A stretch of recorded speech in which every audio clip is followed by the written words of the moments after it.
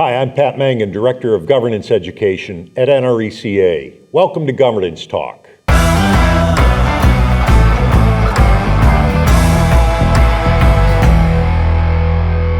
My guest today is Scott Luecal. Scott, you've been in the electric industry for, I'm going to say, over 40 years. Am I right? That is correct, Pat. Well, terrific. Thanks for coming in. Really appreciate it. I want to talk to you about risk today. Okay.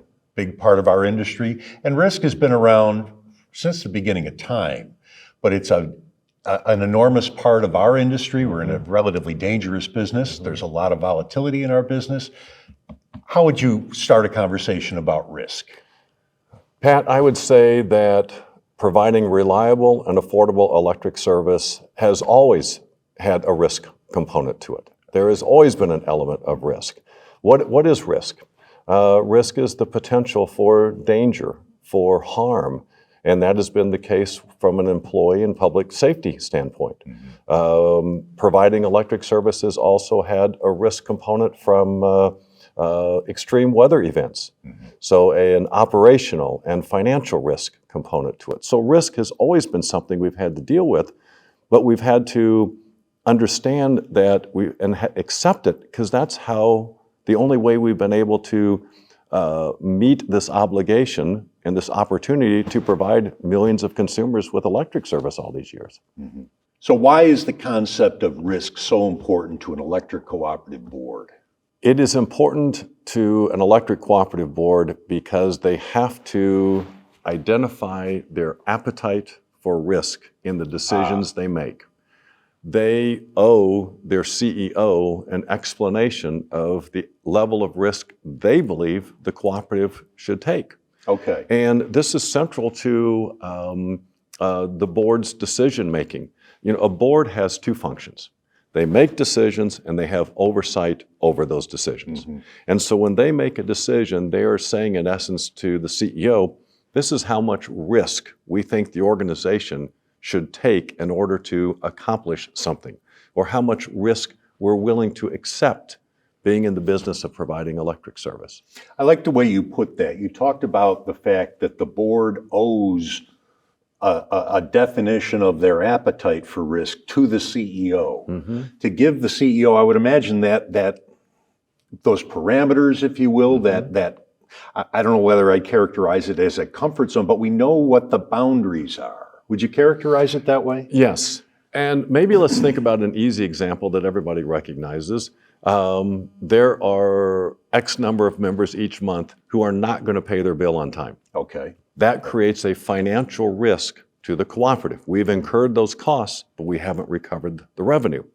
So the board needs to establish its appetite for that risk. And it has done that through a policy, through the collection policy. And it says to members, you have X number of days to pay your bill. If you don't, we're going to disconnect you. And to get reconnected, you're also going to have to pay these fees. So these fees are designed to incent the member to pay on time. So the board has established their appetite for risk via that policy. And the CEO's responsibility then is to see that the staff is working within those guidelines. Now, what about tolerance? So periodically, then the CEO is going to provide the board with a report on what % of members aren't paying their bills on time. Right? And if that percentage is within the tolerance level of the board, then we just continue to execute the policy as it is written. If the policy is not working, if there are more members who aren't paying their bill on time than the risk we're willing to accept, then the board has to adjust the policy, adjust the fees, change the parameters around which the CEO is supposed to work. Very good. Thanks for that example. That's helpful. There's a lot of kinds of risk. There's probably a list as long as your arm, but the big ones that we hear about today: financial risk, power supply risk, cybersecurity risk, all different types of risk. Talk about the board's fiduciary duty in addressing these, each and every one of these risks along the way. How does that happen? What does it look like? Well, let's maybe agree on one thing, and that is that through your example, the number of risks, the sources of risk are increasing in quantity, and I think they're also increasing in terms of potential impact. Okay, yeah, I agree with And that. we've always had the risk from severe weather events. We've always had the safety risk related to employees and the general public. But you're right, power supply chain, reputational risk, physical and cybersecurity. The list of risks is increasing, their complexity. You know, it's just not as straightforward as the ice storm, right? Right. And so I think what that means is we have to work harder at understanding the sources and implications of these risks and be better throughout the organization at addressing them, including at the board level. Right? And so then how do you start thinking about risk? As a board, I would put them, as an organization, I'd put them in 3 buckets. Okay, Bucket number 1, I would call preventable risks. all right. Bucket number 2, I would call external risks. And bucket number 3, I would call strategy risks. All right. Give me 1 or 2 examples of each of those. Okay, preventable risks. Yeah. Okay, these are risks that are more internal to the company. Okay. Right? So billing errors, Okay. or we don't design and build service to a new member correctly, Okay. or employee safety. Right? So what's the board's role? Let's take the best one, the employee safety. What's the board's role? Right? We use a lot this phrase, the board's role is to set the tone at the top for safety. Yes. What does that mean? Number 1, it means the board must say to the CEO and to the organization as a whole, right? This is important to us. Safety is our number 1 priority. Second, they have to establish an expectation, a measurable expectation. And we know what is the only acceptable number when it comes to safety. 0. 0. 0 incidents, 0 accidents. Number 3 is the board then needs to provide the CEO with the support via policy and the resources in order to develop and implement a safety culture and a safety program that will position the cooperative to achieve 0. And then 4th, if I'm going to say this is important, here's the expectation, here's the resources, then I'm going to hold you accountable. That's the appetite. That's their decision. Now, what about tolerance? What about oversight? So again, periodically, probably monthly, the CEO is providing the board with a status report on whether or not we're hitting 0. If we're at 0, if we have an outstanding safety performance record, do we relax? No. We stay vigilant as an organization. But if we are not achieving that 0, not achieving that desired outcome, what does the board say to the CEO? We are holding you accountable for the development and execution of a safety improvement plan in order to move us towards that desired level. And that is, to me, how you would think of preventable risks. Very good. I heard you say in class one day there's really 4 ways to look at risk. There's 4 things you can do with it. Would you talk about that? Yes, and let's go back to one of those options being with preventable. What's the goal? Yeah. Eliminate accidents. That's our goal with preventable risks. Sure. However, the board may also say, well, what about these external risks? What's the goal of an external risk? Well, that is to mitigate. So what are examples of external risks? This would be the economic event, the unfavorable laws and regulations, the ice storm, the hurricane, the tornado, cyber risk, right? And so what is the goal there? To mitigate, to lessen either the likelihood that the risk happens, lessen the impact, or increase our control over that risk. I see. Yeah. So in this case, what would be the process?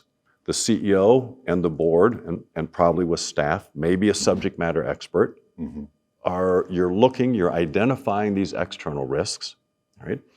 And then you're trying to prioritize them in some way. You know, everything at the cooperative, we're trying to figure out where do things fall on a priority list? Right. How do we know how much in resources to devote to these? And so let's use cyber, one of our newer sources of risk. External risk, somebody out there is developing a virus that is going to try to penetrate one of our firewalls, right? Right. So, again, through prioritization, the board has said, the CEO is in agreement, this is a significant risk for us, and we need to figure out how to mitigate it. Increase our ability to have control over it or to lessen the impact of it, right? So we have training, we have third-party vulnerability testing, we do phishing expeditions, we have insurance, which is a way to transfer risk, right? Transferring risk is, insurance is a great strategy there, right? Sure. And but then it becomes the same type of board saying, this is our appetite for this cyber risk, right? Which is close to zero. Which is close to zero, that's right. But we have limited control over it. Right. Right? And keep us informed. Are we executing these systems, procedures, et cetera, in order to try to mitigate the risk and to better prepare us if something does happen? So it's still appetite and tolerance. Very good. And let me say one other thing too. Sure. What's the other choice? It's going to happen. Why bother? Give us an example. Let's just accept it. Okay. It's going to happen. Everybody says it's just a matter of when you're going to get breached, not if. Why are we going to go to all the trouble? We're going to go to all the trouble because we have no idea how bad could be. So I doubt that boards are going to say, que sera, sera. They're going to say, our fiduciary obligation to the membership, the corporation, is to take the necessary steps to try to mitigate. Very good. I've heard you also say, hope is not a management strategy. No. Do you remember that? Yeah, exactly. It can't be. We can't hope that we're not going to have the ice storm. We can't hope that we're not going to have the cyber breach. Right? But let me mention that other category of risk, and that's the strategy risk. Okay. And the strategy risk is different than the preventable, and it's different than the external risk because the strategy risk anticipated is welcomed. All right. So we're going to have a new 4-year construction work plan. Okay. We're going to select and purchase and install new digital meters, new smart meters, right? There's a strategy behind that. There is benefit that is going to be accrued by executing those plans. Now, there's going to be risk associated with them, but we embrace it, we welcome it, because the only way to realize the benefit is to embrace the risk. Now, preventable risks, we eliminate. External risks, we mitigate. These strategy risks, we manage. Scott, any last thoughts for our audience? One, Pat, it was a quote out of a recent Harvard Business Review article related to risk, and it was something to the effect that an organization's ability to weather the storms is going to be directly related to leadership's willing to embrace risk management when the sun is shining and there's no clouds on the horizon. And that's how we need to approach risk management. That makes sense. Scott Luecal, thanks very much. My pleasure, Pat. Thank you.